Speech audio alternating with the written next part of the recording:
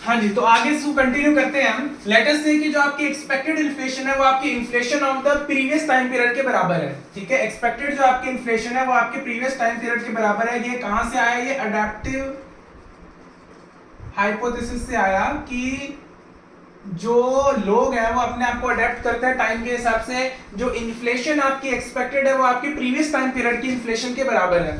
तो देखिए यहाँ पे हम कह सकते हैं कि जो आपका पाई ईटी है उसकी जगह पे हमने क्या पुट कर दिया? पाई टी माइनस वन पुट कर दिया।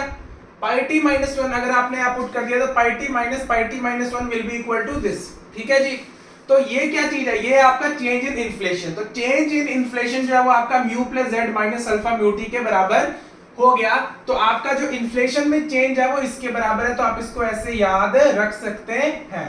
ठीक है जी। अब अगर मान लो आपकी जो एक्चुअल इन्फ्लेशन है वो एक्सपेक्टेड इन्फ्लेशन के बराबर हो जाए, जो आप एक्सपेक्ट कर रहे हो कि इन्फ्लेशन होने वाला है वो आपके एक्चुअल इन्फ्लेशन के बराबर हो जाए, तो उस केस में क्या हो जाएगा? Pi t minus pi t zero के बराबर हो जाएगा। ठीक है जी। और ऐसे में जो आपका अनएम्प्लॉयमेंट है वो आ जाएगा mu plus Z upon alpha. ये जो अनएम्प्लॉयमेंट है इसको हम कहते हैं नेचुरल रेट ऑफ अनएम्प्लॉयमेंट। इसको हम क्या कहते हैं? नेचुरल रेट ऑफ अनएम्प्लॉयमेंट, जिसको हम म्यू एन से भी डिनोट करते हैं। अगर आपका एक और चीज मैं आपको बता दूं कि जैसे ये फॉर्मूला, एक फॉर्मूला हो गया यहाँ पे अनएम्प्लॉयमेंट जो है वो निकाल ली जब आपका एक्चुअल एक्सपेक्टेड के बराबर है। एक और फॉर्मूला फिलिप्स का ये है जो आपके सामने नीचे लिखा हुआ है। ये फॉर्मूला क्या है? Pi t minus one is equal to minus alpha mu t minus mu one.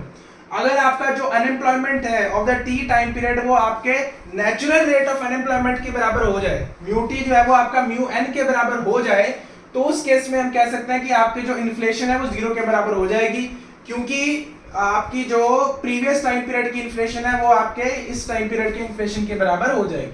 तो कुछ फॉर्मूलेस हैं, इनको आपको याद रखना है।